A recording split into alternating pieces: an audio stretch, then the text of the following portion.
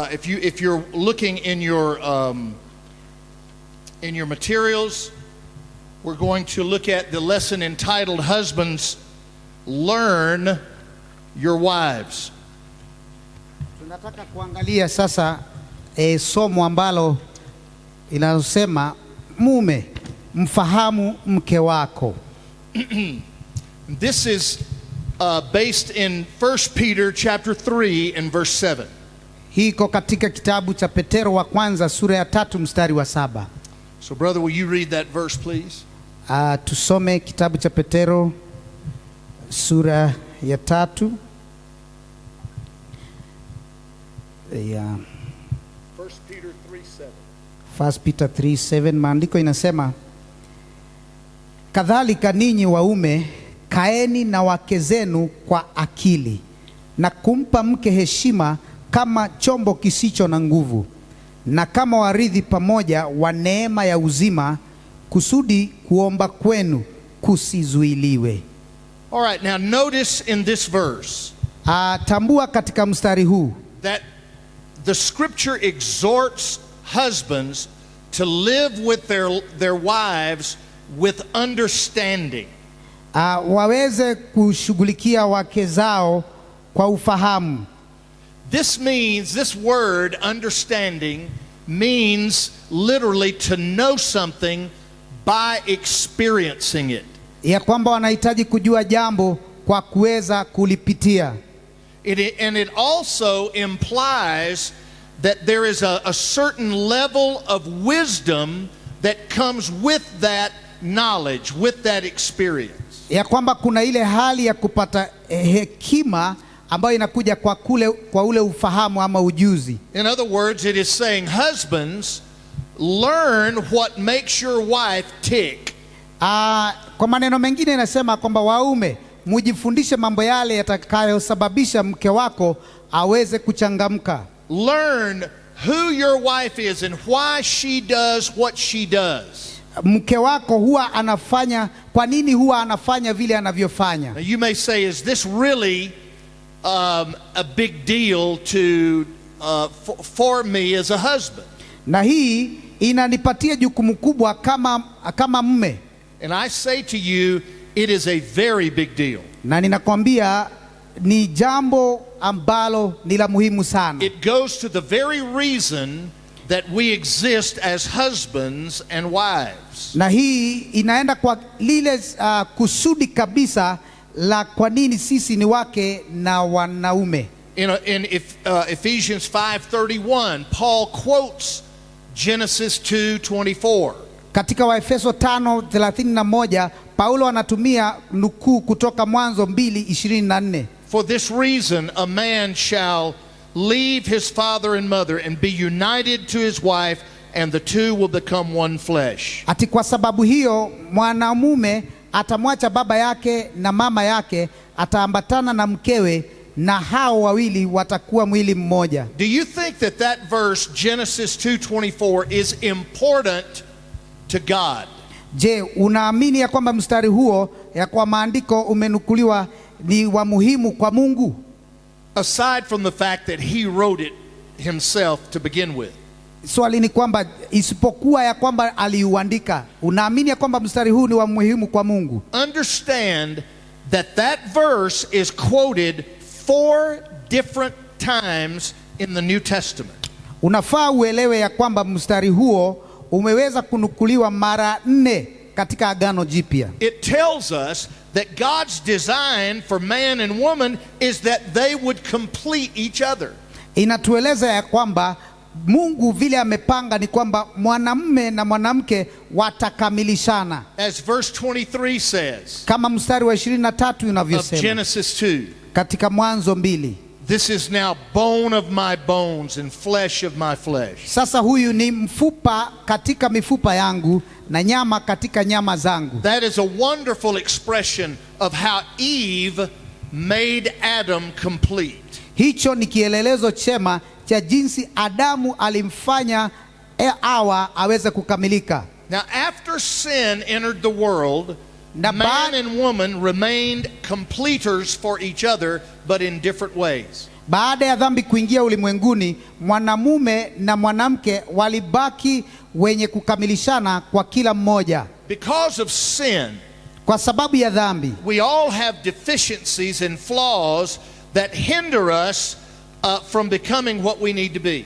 Sisi sote tuna mapungufu na kasoro zinazomzuia mtu mmoja asiwe vile anavyohitajika kuwa. Some of these are found in areas of our lives that only the right man or the right woman can fill.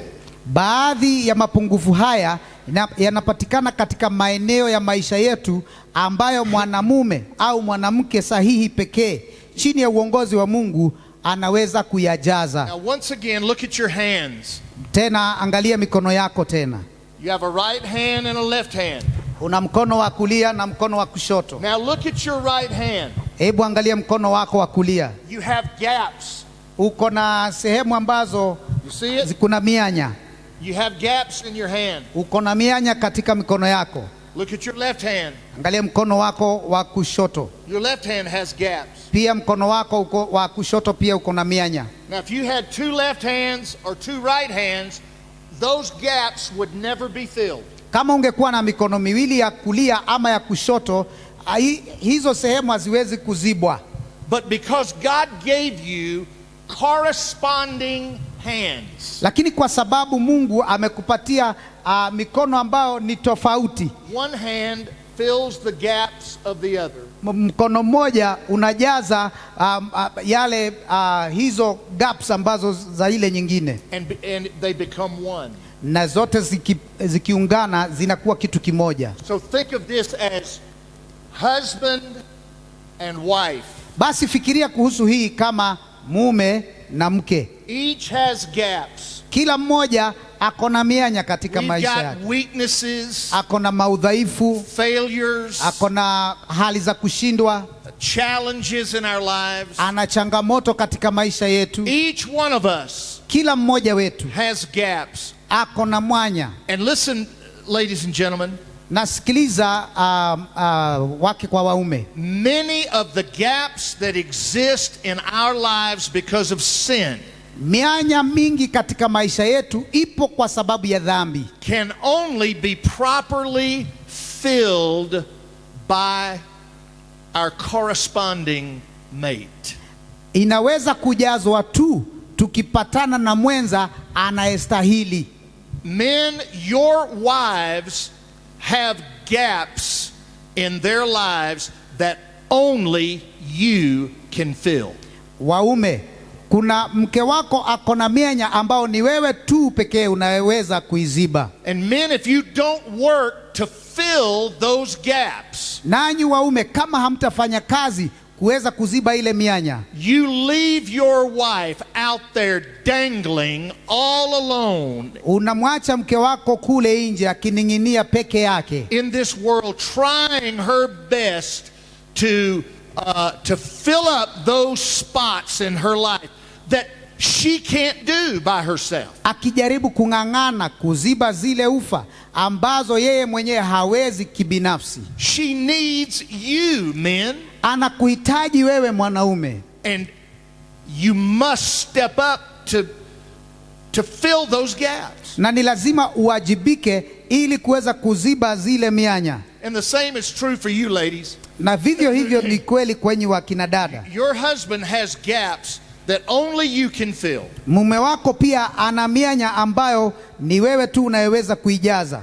And if you don't work hard to fulfill your role as his wife, na kama hautafanya bidii kuhakikisha kwamba umetimiza wajibu wako kama mke, you leave him out there dangling in the wind. Unamwacha kule nje amening'inia katika upepo. And he's trying to do what only you can do. Na anajaribu kufanya kile tu wewe unaweza kufanya. So God uses marriage. Kwa hivyo Mungu anatumia ndoa to bring men and women together so they can fill up each other's deficiency. Kuleta wake kwa waume ili waweze kukamilishana katika maudhaifu zao. And complement each other in significant areas of life. Na kuweza kuimarishana katika sehemu za maana za maisha. Men, Wanaume, we are to be completers for our wives, not competitors with our wives. wanaume, kila mmoja wetu ni wa kukamilisha mwenzetu, wala sio wa kushindana na wake zetu. And this only happens when we understand how our wives function. Hii hutokea na kupokelewa jinsi wake zetu tunavyowafanya, tunapoelewa jinsi ya kuwapokeza wake zetu. All right, now everybody look at me. Kila mtu aniangalie sasa. This information that I'm going to share with you is going to challenge you. Mambo yale nataka kuwazungumzia itaenda kuwatia changamoto. Sometimes it is difficult to understand. Wakati mwingine inakuwa ni vigumu kuielewa. But I know that you will be able to think through this information and that you'll be able to grasp it. Lakini ninaamini ya kwamba utaweza kuishika na kuielewa. Because you are brilliant people. Kwa sababu nyinyi ni watu ambao mna ufahamu mzuri. I say this all the time when I come to Africa. Huwa ninasema hivi kila mara ninapokuja Afrika. The African mind and the African brain is just as good as any other mind or brain on the face of the earth. Huwa ninasema mawazo na akili ya Mwafrika ni sawasawa na mawazo na akili za watu wengine popote pale ulimwenguni. You need only to apply yourself. Kile unachohitajika kufanya ni ufanyishe kazi. And think. Na ufikirie. And persevere as we move through this information. Na uwe na hali ya uvumilivu tunapoangalia mafundisho haya. All right, so men, kwa hivyo wanaume, how can we learn our wives? Tunawezaje kujifunza juu ya wake zetu? The first thing I want to suggest to you is that you respect her nature. Jambo la kwanza ni kwamba tunafaa kuheshimu asili ya wanawake, ya mke. Now we all know that men and women are different. Tunajua ya kwamba wake na wanaume ni tofauti. But sometimes it's not quite as easy to recognize the differences. Lakini si rahisi sana kutambua tofauti hizo. So I want us to look at some of the ways that women are different from men. Lakini nataka tuangalie baadhi ya njia ambazo wanaume na wanawake wanatofautiana. Now there are always exceptions to any rule. Lakini kila mara kuna nafasi ambazo wakati mwingine mambo mengine haikui kabisa vile. But basically these things are true. Lakini kwa jumla yale tunayoangalia kwa sasa ni ya kweli. All right, first of all, obviously there are physiological differences. Hasa kuna zile tofauti za hali ya kisaikolojia. 1 Peter 3:7 uses a term to describe a woman.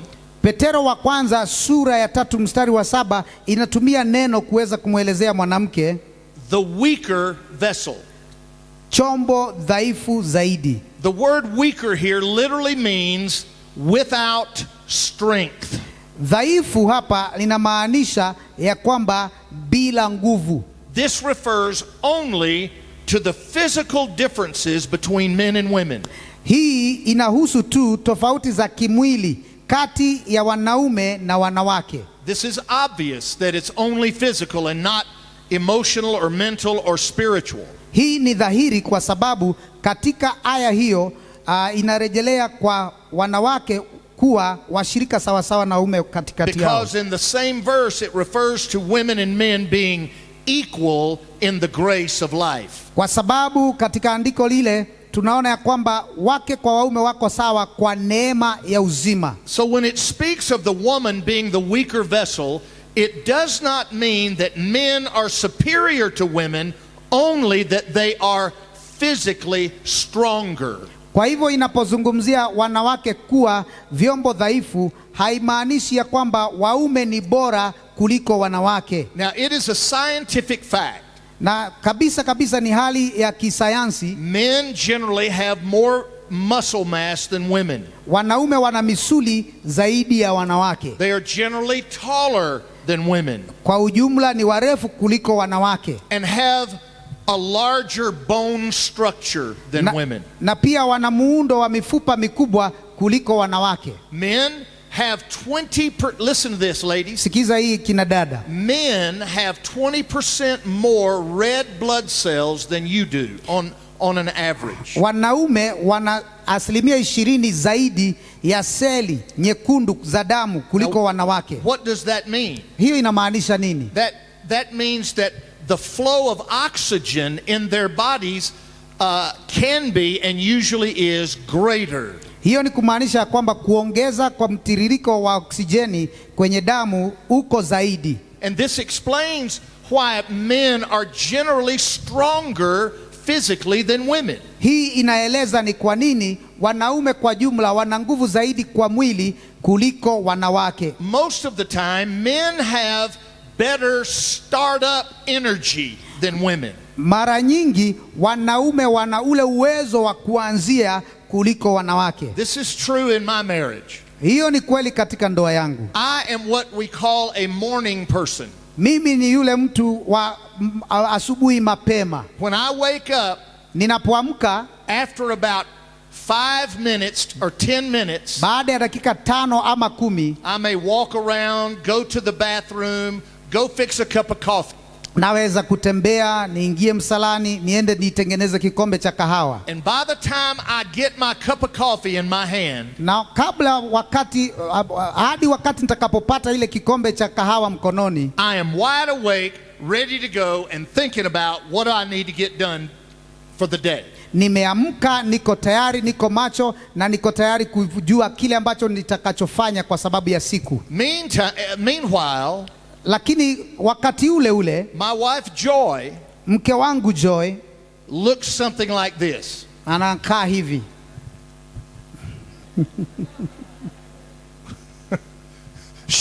She's still knocked out. Bado yeye ana usingizi. And when it comes time for her to get up, na wakati inapofika wake wa kuamka, she sets her alarm on her phone. Anaweka alarm yake kwenye simu yake. Her alarm will go off. Alarm yake itaanza kulia. She'll hit the snooze button. Atafinya ile ya kuinyamazisha. And she'll get about 9 more minutes. Na atachukua dakika zingine kama 9. And then the alarm will go off. Alafu kisha alarm tena italia tena. She'll hit that snooze button again. Atainyamazisha tena. She'll get 9 more minutes. Ataongezea dakika zingine 9. Sometimes she'll hit that snooze button about 7 or 8 times. Wakati mwingine ataguza ile atanyamazisha ile alarm mara kama 8 ama 9. She may as well just set the alarm for an hour later. Hata anaweza kuamka alafu kisha aiweke ilie baada ya lisali moja. It's just hard for her to get started up in the morning. Ni vigumu sana kwake kuweza kuamka na kuanzisha. But my wife has more energy through the day than I do. Lakini mke wangu ana uwezo mwingi mchana kuniliko. So this shows you a little bit of the difference between men and women. Hii inakuonyesha tofauti kiasi kati ya mume na mke. This is kind of the physiological thing, as I said. Hii ni hali ya kifisiolojia. But now here's some other facts. Hapa kuna mambo mengine bado. Because of the makeup of a woman's body, she tends to have more endurance than a man. Hata hivyo, kwa sababu ya muundo wa mwili wa mwanamke, ana uvumilivu zaidi kuliko mwanamume. Studies have shown that at age 60, a man only has 60% of his physical strength and flexibility that he had at age 20. Uchunguzi unaonyesha ya kwamba kati ya umri wa miaka 60, wanaume wana 60% ya nguvu za kimwili na kubadilika kuliko walivyokuwa nazo katika umri wa miaka 20. However, women, when they at age 60, lakini wanawake wakiwa umri wa miaka 60, retain 90% of their physical strength and flexibility that they had at age 20. Huwa wanahifadhi nguvu zao na uweza wao 90% katika mabadiliko ya mwili wao. I have seen proof of this here in Africa every time I come. Na hiyo nimeiona kabisa ikiwa thibitisho na dhahiri hapa Afrika kila wakati ninapokuja. Now you tell me if I'm wrong about this. Haya, mtaniambia kama ninaongea ukweli au la. I see women all the time. Ninaona wanawake kila mara. And when we have conferences in Zimbabwe, we always use an African kitchen. Wakati wote tunapofanya kongamano hata kama ni kule Zimbabwe, tunatumia jikoni la Kiafrika. You know what that is? Si mnajua ile jiko ya Kiafrika? That's a fire outside. Ile ni moto ya kuni. And you cook on the fire. Unapikia pale na mawe. Well, I see these women who are making the food. Ninaona wanawake hawa ambao wanaotengeneza kile chakula. They're working around that fire. Wanafanya kazi pale karibu na ule moto. And I see this all the time. Na ninaona hii kila wakati. When an African woman bends over to do something at her feet. Wakati mwanamke wa Kiafrika anapoinama kufanya kazi, she will bend over and reach all the way to the ground, and her legs will remain straight, stiff. Ya kwamba watainama kabisa na wafike chini na miguu yao itabakia ikiwa imara. Am I wrong? Si ni kweli? Yeah, all right. Any man here aya, mwanaume yoyote hapa that's past 60, ambaye amepitisha umri wa miaka 60, I dare you to come right up here right now and bend over at the waist and keep your legs straight. Nataka ukuje hapa uiname na miguu yako na ushike pale chini na miguu yako iwe bado iko straight. I can't do that. Mimi siwezi fanya hivyo. I have to bend my knees. Inabidi nikunje miguu. If I don't, I will pull every muscle in my legs. Na kama sitafanya hivyo nitavuta mishipa yangu yote kwenye miguu. I just don't have the flexibility that I used to have. Mimi sina ule wepesi niliokuwa nao hapo awali. But you women do. Lakini wanawake bado mko naye. Now why do you suppose that is? Kwa nini mnafikiria hiyo ni kwa nini? Because you have a role to play in the home. Ni kwa sababu mna kusudi la kutimiza ulimwenguni. And being able to be flexible and have that endurance enables you to do what God has designed you to do in the home. Na ile uwezo wa kuwa na uwezo wa kufanya hivyo na kustahimili, basi kuna kuwezesha kutimiza makusudi yako katika nyumba. Men, you don't have the endurance capabilities that your wife does. Wanaume hamuna uwezo wa kustahimili kama ule ambao ulio na wanawake ama wake zenu. You can't keep up with her. Au hawezi kushindana na yeye. By the time you reach the afternoon, you will be laid out on the couch and she'll still be going. Kama mkianza kushughulika, ikifika adhuhuri wewe utakuwa umelala kitini na yeye atakuwa akiendelea na kazi. Women are amazing in their physical capabilities. Wanawake wana hali ya kiajabu katika hali yao ya kimwili. But now I want to point out a less obvious difference between a man and a woman, and that is in the area of the brain.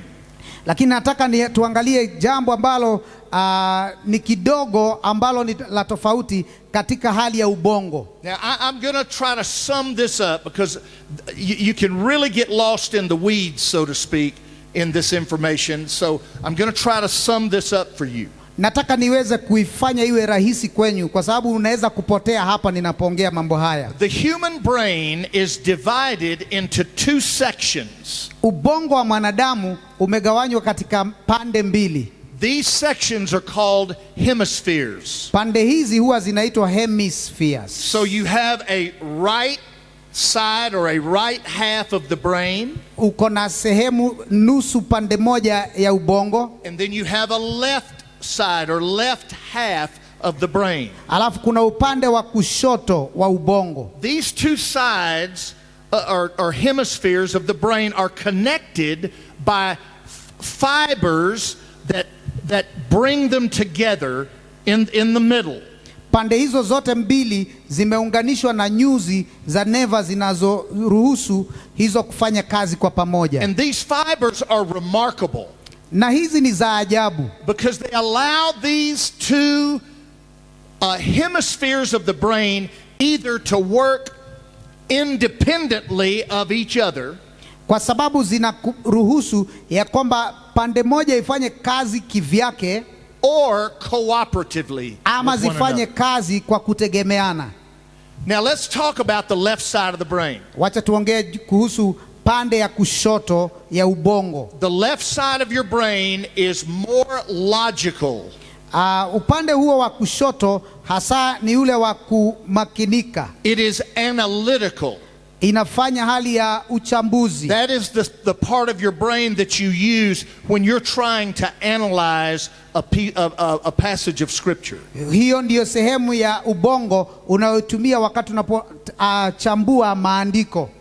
The left side of your brain is very precise. Upande wa kushoto wa kiakili unalenga kabisa. It enables you to be precise in what you do. Inakuwezesha kuwa mtu ambaye ni makini kwa kile unachokifanya. The left side of the brain is what's used in problem solving.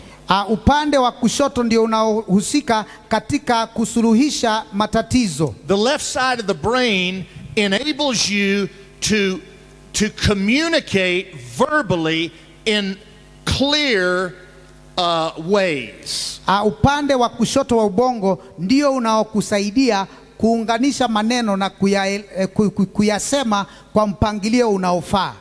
Now the right side of the brain, upande wa kulia, is where your emotions are found.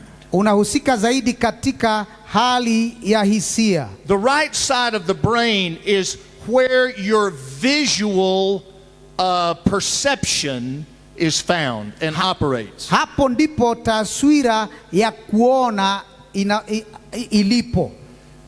The right side of your brain enables you to be intuitive. Inakufanya uweze kuwa na ile hali ya kuhusiana. Where you have this sense of something. Wakati ambapo unaweza kuhisi kitu. The right side of the brain also is where you are able to operate sensitively.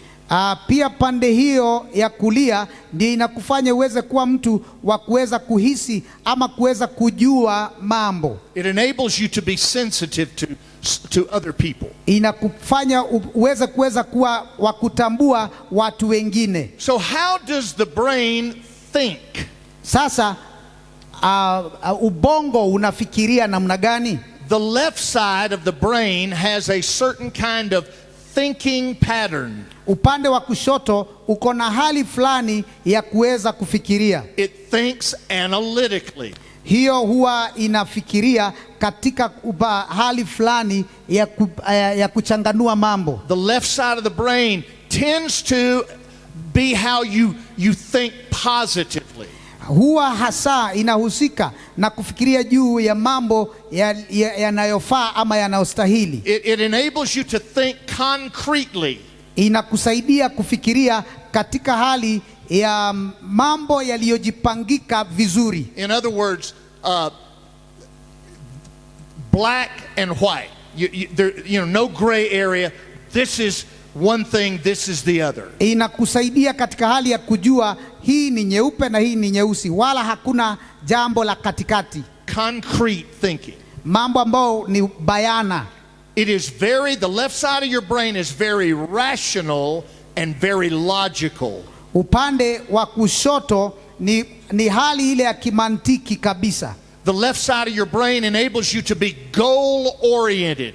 Upande wa kushoto unafanya uwe na malengo fulani ambao unayoyafuatilia. What do I want to accomplish? Je, ninataka kutimiza nini? I want to accomplish A, B and C. Nataka kutimiza hii na ile na ile. And here is how I'm going to do what I want to do. Na hivi ndivyo nataka kufanya hivi wakati fulani. Goal oriented. Uko na lengo fulani. So that's the way the left side of your brain enables you to think. Hivyo ndivyo upande wa ubongo wa kushoto unakusaidia kufikiria. On the right side of your brain, upande ule mwingine wa kulia, it enables you to think intuitively.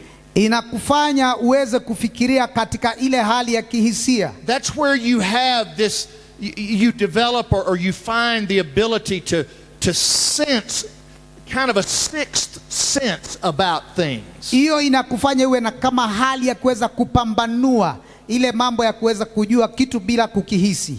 You know, pastors, when you're talking to somebody or you're preaching in your church, unajua mchungaji unapopengine ongea na mtu ama unahubiri kanisani, and you are pouring yourself into the message and into your people, na unamwaga moyo wako kwenye ujumbe na kwa watu, and after about 5 minutes, na baada ya dakika kama 5 hivi, it appears to you there is a sense in your mind maybe that you have lost your crowd.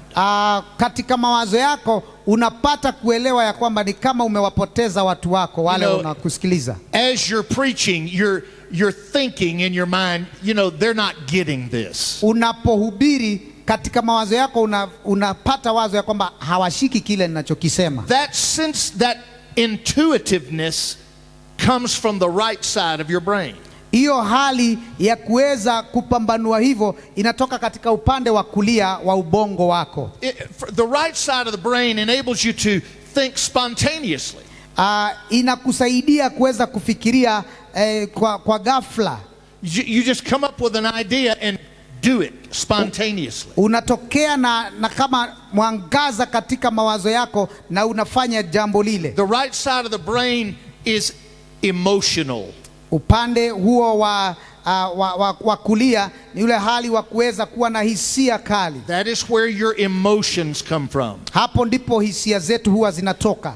The right side of your brain enables you to detect non-verbal communication. Sasa upande wa kulia ndio unakusaidia kuweza kupata kuelewa jambo hata bila kuongeleshwa kwa maneno. Have you ever been talking to somebody and you just know that they don't like you? Umewahi kuwa unaongea na mtu na hata hakuambii, lakini wewe unajua hakupendi. They might be smiling, anaweza kuwa anacheka and talking to you, okay, na anakuongelesha tu kwa njia nzuri tu, but you can tell by certain non-verbal things that they're communicating to you. I'm tired of this conversation and I don't want to have it anymore. Lakini kwako kwa ndani unaelewa ya kwamba huyu mtu kabisa hatupatani. Like for instance, pastors, kwa mfano wachungaji, you come to church, unakuja kanisani, stand up in your pulpit to preach, unasimama kwenye madhabahu kuhubiri, and you look out and you see somebody in the audience, unaangalia na unaona mtu katika umati, and they're sitting in the chair like this, na wameketi kwenye kiti wamejikunyata hivi.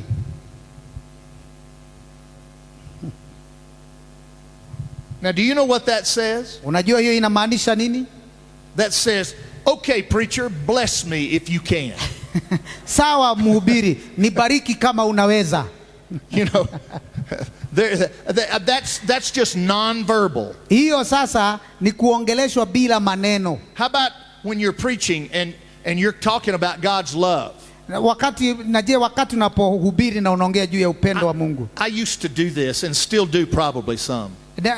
Nilikuwa nazoea kufanya hivi, na wakati mwingine bado huwa ninafanya wakati mwingine. I used to have a bad habit of doing this. Nilikuwa na tabia mbaya ya kufanya hivi. And my children and my wife pointed it out to me. Na watoto wangu na mke wangu wakanionya juu ya hiyo. They told me that when I'm in church, sometimes I was sitting on the platform and I would be sitting there and I would have a frown on my face. Ya kwamba wakati mwingine niko kanisani na nimeketi hapa mbele na uso wangu umekunjamana. And I would be happy. Na naweza kuwa nimefurahi. There wouldn't be anything bothering me. Na pengine hata hakuna kitu kinanisumbua. Perhaps that's probably how my facial expression when I'm deep in thought. Sasa pengine hivyo ndivyo uso wangu unapokuwa wakati ninawaza sana. But my kids would tell me sometimes, they'd say, Dad, why were you so mad in church today? Lakini watoto wangu wanaweza kuniuliza, baba, kwa nini ulikuwa umekasirika kanisani leo? And I would say, I wasn't mad at anybody. Na mimi nawaambia, mimi sikuwa nimekasirika na mtu yeyote. They say, well, you sure did look mad. Ananiambia, lakini uso wako ulikuwa unaonyeshana umekasirika. Your face looked like you were mad. Uso wako ulionyesha kabisa umekasirika. Non-verbal communication. Hiyo ni ile hali ya kuwasiliana bila maneno. Like when I had my daughter in my lap. Kama wakati nilikuwa na binti yangu nimemshika kwenye mapaja yangu. So that said to her, I was saying to her, come on, sit in my lap, I love you. Hiyo ni wakati nilipomchukua nilikuwa namwambia njoo keti kwenye mapaja yangu, ninakupenda. But while she was talking, me looking at the television, the ball game on the television communicated to her, I don't matter to you. Lakini wakati ambapo ninapoendelea kuketi na yeye na uso wangu uko kwenye runinga, yeye kwake anahisi ya kwamba wewe sio wa dhamana kwangu. So that's what I mean by non-verbal communication. Na hiyo ndio ninamaanisha kuhusu mawasiliano bila maneno. Your ability to pick up on that. It comes from the right side of your brain. Uwezo wa kuweza kusoma hayo maneno yasiyoandikwa inatoka katika upande wa kulia wa ubongo wako. Your visual ability comes from the right side of your brain. Uwezo wako wa kuona unatoka katika upande wa kulia. The ability to be playful or physical comes from the right side of your brain. Uwezo wako wa usanii unatoka katika upande wako wa kulia. All right, now what does all this mean? Hii yote inamaanisha nini? Men in general operate from the left side of their brain. Kwa wanaume hasa sana wanafanya kazi kutumia ubongo wa kushoto. Ladies, kina dada, listen to this. Sikiza hii. Logical,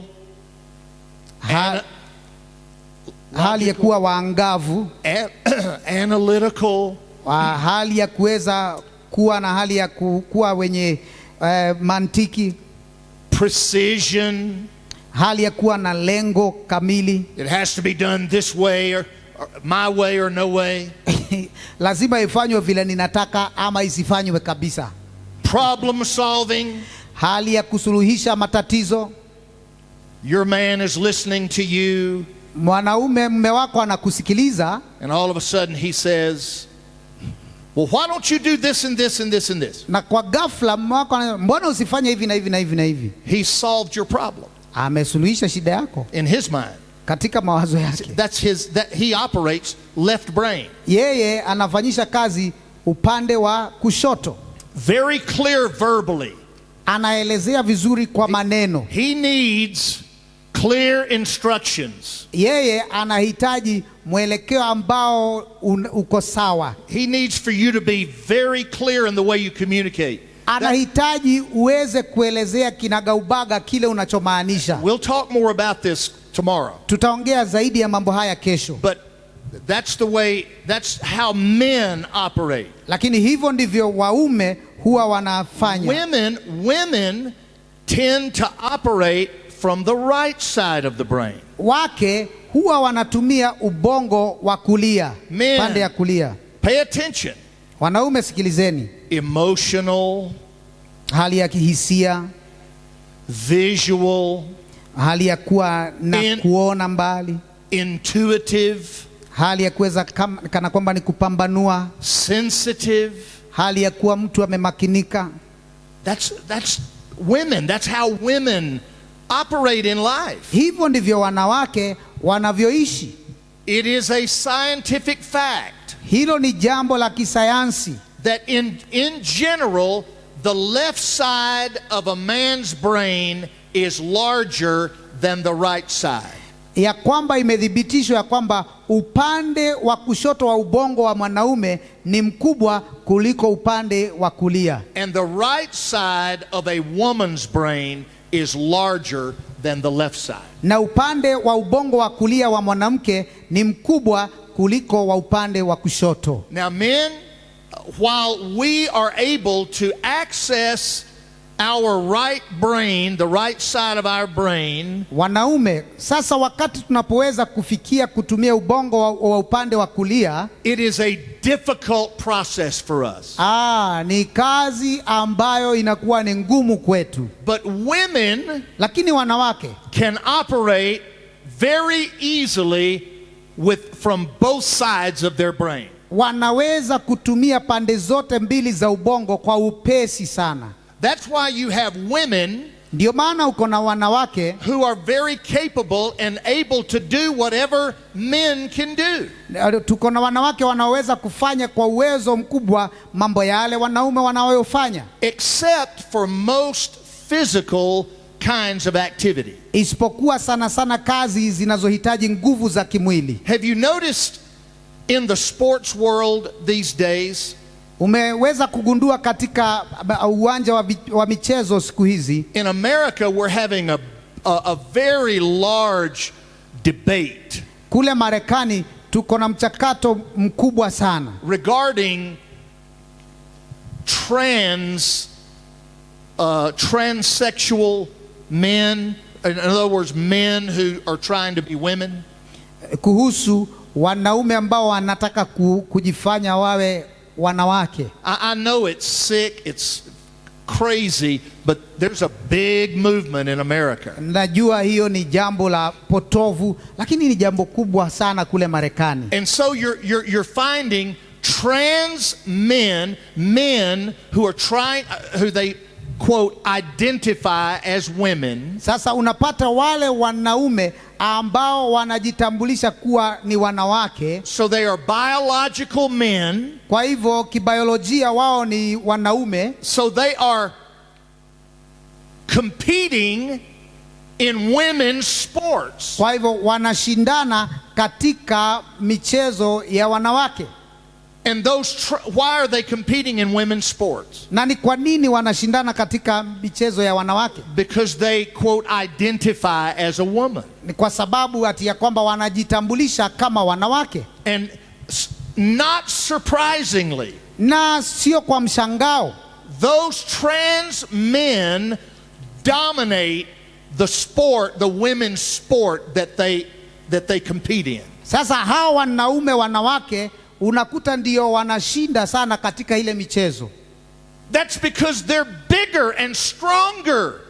Ndio ni kwa sababu wako na nguvu nyingi na uwezo mwingi kuliko wanawake. But you don't see any trans men. Lakini hauoni hao wanaume wanaojifanya kuwa wanawake. That is women who quote identify as men. Hao wanaume wanaojitambulisha kama wanawake. You don't see any trans men competing in men's sports. Hauoni wale wanawake wanaojifanya kuwa wanaume wakishindana katika michezo. Because those trans men are really women. Kwa sababu hao wanawake wanaojifanya kuwa wanaume wao hasa ni wanawake. They're biological women. Kibiolojia wao ni wanawake. And they are not as strong, they are not as physically capable of doing the same things physically that a man can do. Na kwa hivyo hawana ule uwezo wa kuweza kufanya mambo yale ambao mwanaume kwa kawaida anaweza kuyafanya. So physically the differences are so obvious. So kwa hivyo katika hali ya mwili tofauti ziko wazi. So what I'm saying to you is, men, you need to understand that your wife does not think like you do.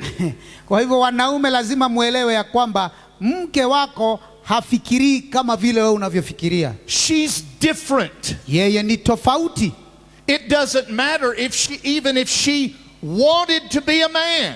Haijalishi hata kama yeye anataka kuwa mwanaume. Which I know that none of you do, but even if you wanted to be, you couldn't be.